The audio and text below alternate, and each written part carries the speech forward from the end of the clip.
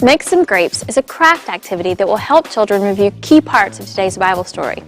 For this activity, you will need the following: blank white paper, 1 sheet per child; purple construction paper, 2 sheets per child; green construction paper, 1 sheet per child; glue sticks, and 1 pair of scissors per child.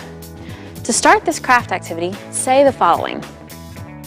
In today's story, the 12 spies brought back a huge cluster of grapes to prove to the Israelites how good the land was. The cluster of grapes was proof of God's promise that He would give them a great land to live in. We're going to make our own cluster of grapes as a reminder of God's promises. Pass out the supplies to the children and give them these instructions.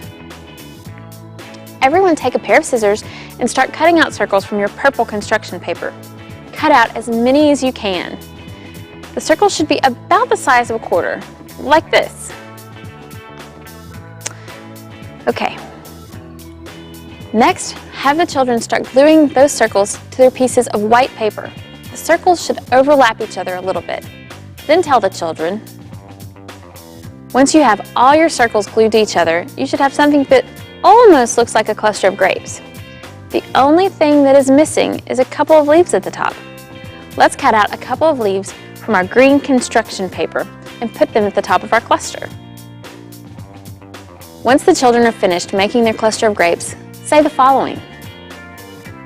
Good job making those grapes. How many people does it take to hold up your grape cluster? Yes, it only takes one person to hold up your cluster of grapes.